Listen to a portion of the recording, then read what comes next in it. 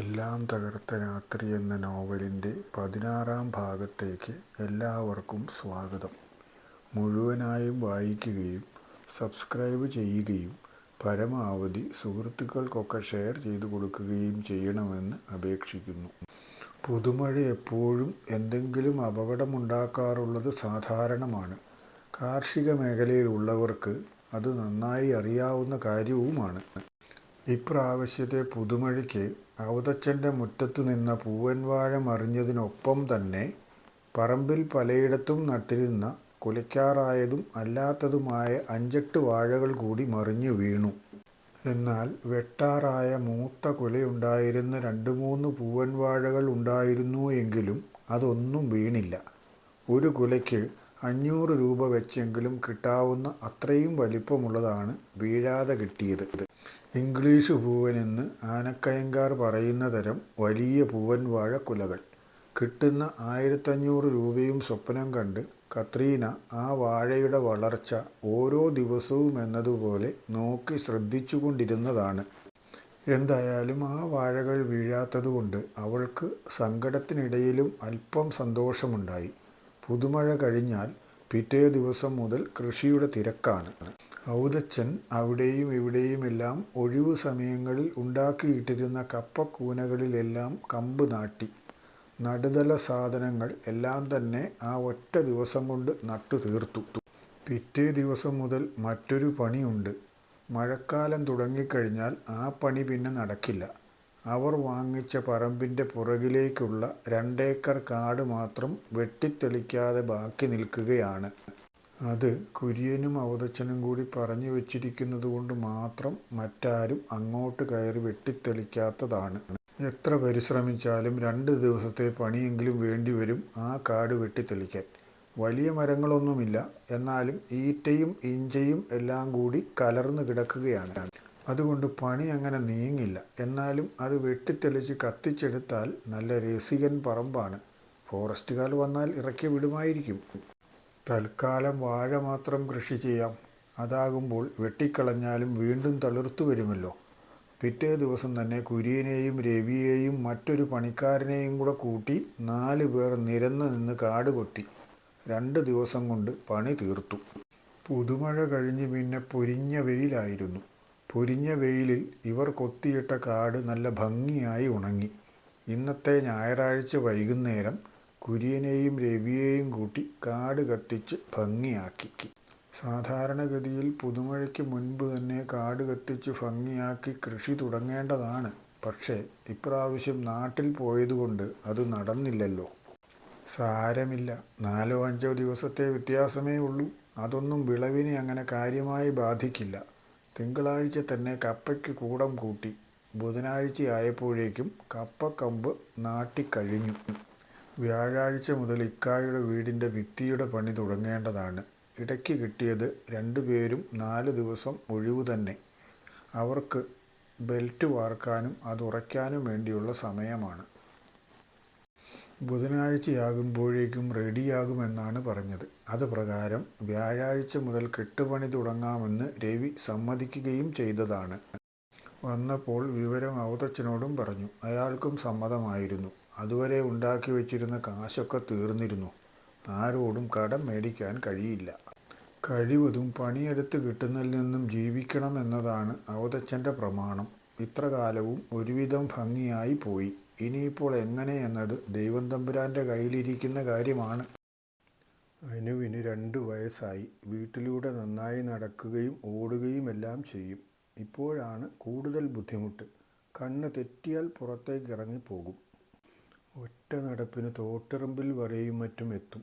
ഈയിടെ ഒരു ദിവസം അവളെ പിടിച്ചുകൊണ്ട് വന്നത് ഈറ്റയുടെ അടുത്ത് നിന്നാണ്.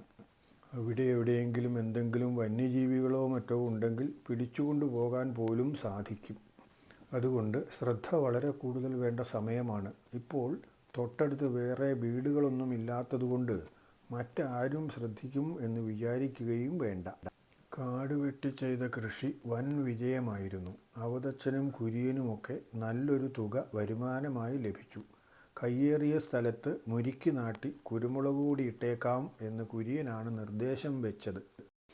ബാക്കിയുള്ളവർക്കത് സ്വീകാര്യമായിരുന്നു. ഇക്കായുടെ പറമ്പിൽ നിന്നും കുറേ മുരിക്കിൻകാൽ സംഘടിപ്പിച്ചു കൊണ്ടുവന്നു. അവതച്ചൻ കൊണ്ടുവന്നതിൽ പകുതി കുര്യനും കൊടുത്തു. അപ്പോൾ കത്രീനാമ്മ ചോദിച്ചു, നമ്മുടെ പറമ്പിലിടാൻ തന്നെ തികയില്ലായിരുന്നല്ലോ, പിന്നെ ഇതിൽ പകുതി അങ്ങോട്ട് കൊടുത്താൽ എങ്ങനെ ശരിയാകും? അങ്ങനെ കൊടുത്താലേ ശരിയാവുകയുള്ളൂ. കാരണം അവൻ ഇവിടെ ഉണ്ടായിരുന്നതുകൊണ്ടാണല്ലോ നമ്മളിവിടെ വന്നതുപോലും. എന്നിട്ട് നമ്മുടെ പറമ്പ് കൃഷി ചെയ്യുകയും അവൻ്റെ പറമ്പിൽ കൃഷി ഇല്ലാതിരിക്കുകയും ചെയ്താൽ നമുക്ക് എന്ത് നേട്ടമാണുണ്ടാവുക? നമ്മളെ പോലെ തന്നെ അവൻ്റെ പറമ്പിലും ഉണ്ടാകണം, അവനും നന്നാകണം. അതിലാണ് നമ്മൾ സന്തോഷിക്കേണ്ടത്. അല്ലാതെ നമ്മൾ കുറേ കൂടുതൽ കുരുമുളക് കൊണ്ടുപോയി കടയിൽ കൊടുത്ത് പണമാക്കുന്നതിലല്ല. അല്പസമയത്തേക്ക് കത്രീനാമ്മ സങ്കുചിതമായി ചിന്തിച്ചുപോയി. അതാണ് കുഴപ്പം പറ്റിയത്. എന്തായാലും അവൾക്ക് തെറ്റു മനസ്സിലായി. തൻ്റെ ഭർത്താവ് നല്ല വിശാല മനസ്സുള്ള മനുഷ്യനാണ്. സാമ്പത്തികമായി വലിയ നേട്ടമുണ്ടാക്കിയില്ലെങ്കിൽ പോലും അത്തരം മനസ്ഥിതിയുള്ളവരെ സംബന്ധിച്ചിടത്തോളം അവരുടെ ജീവിതം എപ്പോഴും സുഖകരമായിരിക്കും. ജീവിക്കുന്ന കാലം സന്തോഷവും സമാധാനവുമുള്ള ജീവിതമായിരിക്കും. അവർക്ക് സ്വസ്ഥമായി ഉറങ്ങാനും കഴിയും. മുരിക്കിൻകാൽ നാട്ടി കൊടിയിട്ടു. കുരുമുളക് ചെടികൾ ആർത്ത് കയറി വരികയും ചെയ്തു. ആ ഇടയ്ക്കാണ് വനം കയ്യേറിയ മുഴുവൻ സ്ഥലങ്ങളും ഒഴിപ്പിച്ചെടുക്കണം എന്ന് ഭരണതലത്തിൽ ഒരു തീരുമാനമുണ്ടായത്. പിന്നെ ഫോറസ്റ്റുകാരുടെ വിളയാട്ടമായിരുന്നു. ഓരോരുത്തരും പറമ്പിൽ വന്നു വനഭൂമിയിലേക്ക് കയ്യേറിയെടുത്തിരിക്കുന്ന മുഴുവൻ സ്ഥലങ്ങളിലെയും സമസ്ത വിളകളും വെട്ടി നിരത്തി. ആ കൂട്ടത്തിൽ കുരുമുളക് തോട്ടങ്ങളും വെട്ടി നിരത്തപ്പെട്ടു. വെട്ടിയിട്ടിരിക്കുന്ന കുരുമുളക് ചെടികളെ നോക്കി കത്രീനാമ്മ നെടുവീർപ്പിട്ടു. അല്ലാതെ അവർക്ക് എന്ത് ചെയ്യാൻ കഴിയും? നിയമം നടപ്പിലാക്കിയതാണ് കൃത്യമായി തന്നെ. ഒരെണ്ണം അവശേഷിക്കാതെ മുഴുവനും വെട്ടിക്കളഞ്ഞു. കൂടെ ഒരു ആജ്ഞയും. മേലാൽ ഒരെണ്ണം വനത്തിൻ്റെ അതിർത്തിയിൽ നിന്നും ഉള്ളിലേക്ക് കയറി കാട് വെട്ടിത്തെളിക്കുകയോ എന്തെങ്കിലും തരത്തിലുള്ള കൃഷികൾ ചെയ്യുകയോ ചെയ്താൽ നിങ്ങൾ വിവരമറിയും. ഞങ്ങൾ ഇത്രയും കാലം പലപ്പോഴും വന്നപ്പോൾ മര്യാദയ്ക്ക് പറഞ്ഞിട്ട് പോയതിൻ്റെ ഫലമാണ് നിങ്ങൾ ഇത്രയും വനം നശിപ്പിച്ചത്. ഇനി മര്യാദയ്ക്ക് പറയുകയായിരിക്കില്ല, പ്രവൃത്തി മാത്രമായിരിക്കും ഉണ്ടാവുക. പറഞ്ഞില്ലെന്ന് വേണ്ട. അന്ന് വന്നപ്പോൾ നിങ്ങൾ തന്നെ പറഞ്ഞിട്ട് പോയതല്ലേ അത്രയും ഭാഗം കാട് വെട്ടിത്തെളിച്ചെടുത്തോളാൻ. അതിൻ്റെ മുകളിലും ചുറ്റുവട്ടത്തുമുള്ള മുഴുവൻ കാടുകളും ഓരോരുത്തർ വെട്ടിത്തെളിച്ചെടുത്തതാണ്. പിന്നെ അതുമാത്രമായിട്ട് ബാക്കി അവിടെ ഇട്ടതുകൊണ്ട് പ്രത്യേകം കാര്യമില്ലല്ലോ എന്ന്. അതുകൊണ്ടല്ലേ ഞങ്ങൾ കാട് വെട്ടി കൃഷി ചെയ്തത്. അല്ലെങ്കിലും ഈ കൃഷി ചെയ്തതിൽ നിന്ന് കിട്ടുന്നതൊന്നും ഞങ്ങൾ എങ്ങോട്ടും കൊണ്ടുപോകുന്നില്ലല്ലോ. ഈ നാട്ടിൽ തന്നെ പണമായി വരികയല്ലേ. അവതച്ചൻ അവിടെ ഇല്ലാത്തതുകൊണ്ട് ഫോറസ്റ്റുകാരോട് കത്രീനാമ്മയാണ് വാദിച്ചത്. ആര് വാദിച്ചാലും ഒരു കാര്യവുമില്ല. അവരെ സംബന്ധിച്ചിടത്തോളം നിയമം നടപ്പിലാക്കാതിരിക്കാൻ പറ്റില്ല. ചില സമയങ്ങളിൽ അവർ പറയും നിങ്ങൾ കാട് വെട്ടിയെടുത്തോ എന്നൊക്കെ. പക്ഷെ അതൊന്നും വിശ്വസിച്ച് പ്രവർത്തിക്കാതിരിക്കുന്നതാണ് ഓരോരുത്തർക്കും നല്ലത്. കാട് വെട്ടിത്തെളിച്ചു കൊള്ളാൻ ആര് പറഞ്ഞു എന്നാണ് പറയുന്നത്? നിങ്ങൾക്കത് തെളിയിക്കാൻ കഴിയുമോ? അങ്ങനെയുണ്ടെങ്കിൽ അയാളുടെ പേരിൽ നടപടിയെടുക്കാം. അതല്ലാതെ വെറുതെ എന്തെങ്കിലും പറയുന്നതിൽ കാര്യമില്ല. അത് വിലപ്പോവുകയുമില്ല. തൽക്കാലം നിങ്ങളുടെ അതിർത്തി പട്ടയമുള്ള സ്ഥലമായതുകൊണ്ട് നിങ്ങളുടെ വീടിന് യാതൊരു കുഴപ്പവും വരില്ല. പക്ഷേ പല വീടുകളും കത്തിച്ചു കളഞ്ഞിട്ടാണ് ഞങ്ങൾ പോകുന്നത്, ഓർമ്മയിരിക്കട്ടെ. ആനക്കയം ഇടവകയെ സംബന്ധിച്ചിടത്തോളം ദുഃഖകരമായ ഒരു ദിവസമായിരുന്നു അത്. ഇടവകയിലെ പകുതിയോളം ആളുകൾ താമസിക്കുന്നത് വനം കയ്യേറിയ സ്ഥലത്ത് വീട് വെച്ചാണ്. അവരാണ് അവിടുത്തെ പകുതി ഇടവകക്കാരും. ആ വീടുകൾ മുഴുവൻ വനം വകുപ്പിൽ നിന്നുള്ള ഉദ്യോഗസ്ഥർ വന്ന് കത്തിച്ചു കളഞ്ഞു. വീട്ടിലുള്ള സാധനങ്ങളെല്ലാം പുറത്തെടുത്ത് കഴിഞ്ഞിട്ടാണ് വീട് കത്തിച്ചത്. അതുകൊണ്ട് വീട്ടു സാധനങ്ങളുണ്ട്, പക്ഷെ പറഞ്ഞിട്ടെന്ത് കാര്യം, വീടില്ലല്ലോ. എല്ലാവരെയും പള്ളിയുടെ വക സ്കൂളിൽ തൽക്കാലത്തേക്ക് താമസിപ്പിച്ചു.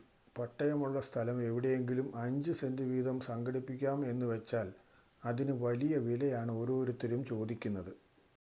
അവർക്ക് മുമ്പിൽ ഒരു രക്ഷയേ ഉള്ളൂ. വീണ്ടും കത്തിച്ച വീടിൻ്റെ സ്ഥാനത്ത് പുതിയ വീട് വയ്ക്കുക. വീണ്ടും ഫോറസ്റ്റുകാർ വരുന്ന കാലത്തോളം എങ്കിലും അവിടെ താമസിക്കുക. എന്നിട്ട് കൃഷി ചെയ്യുക. എല്ലാവരും കൂടി ഒരു തീരുമാനമെടുത്തു. ഇനി കയ്യേറിയ സ്ഥലത്ത് നടുതലയല്ലാതെ ബാക്കി ഒരു സാധനങ്ങളും നടുകയില്ല. ഭക്ഷണത്തിനാവശ്യമായ സാധനങ്ങൾ നടും. കൂടെ വാഴയും വയ്ക്കും. ഇതിലൊന്നും വെട്ടിക്കളഞ്ഞാൽ നശിച്ചു പോകുന്നതല്ല. അതുകൊണ്ട് ഫോറസ്റ്റുകാർ വന്നു പോയി കഴിഞ്ഞാൽ നമുക്ക് നമ്മുടെ പറമ്പിലേക്ക് പോയി വിളവെടുക്കുകയും ചെയ്യാം. അവർക്കും അത് അറിയുകയും ചെയ്യാം. അങ്ങനെ 2 ദിവസം കഴിഞ്ഞു. വീണ്ടും എല്ലാവരും കത്തിക്കപ്പെട്ട വീടിരുന്ന സ്ഥലത്ത് അത്രയും തന്നെ വലിപ്പമുള്ളതോ അതിനേക്കാൾ ചെറുതോ ആയ വീടുകൾ ഉണ്ടാക്കി. ഒരാഴ്ചയ്ക്കുള്ളിൽ ആനക്കയം പിന്നെയും പഴയ പോലെയായി.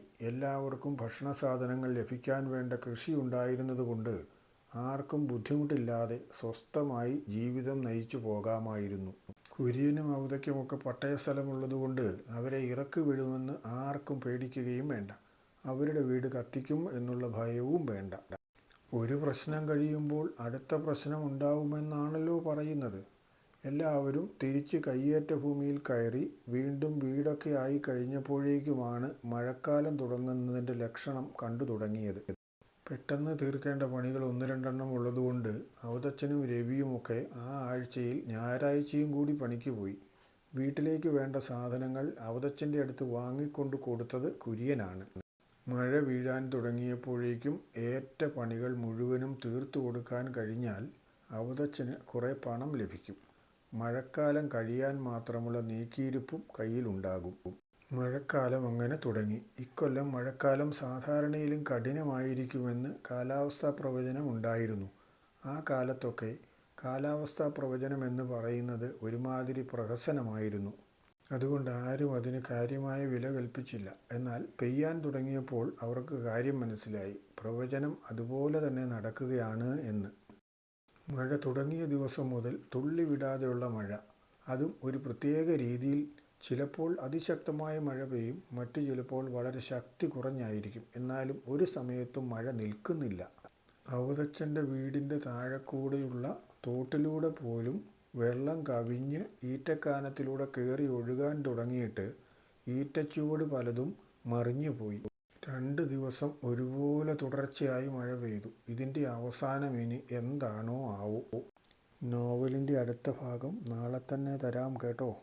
പിന്നെ എല്ലാവരും മുഴുവനും കേൾക്കുകയും പരമാവധി ആളുകളിലേക്ക് ഷെയർ ചെയ്തു കൊടുക്കുകയും ചെയ്യണം കേട്ടോ.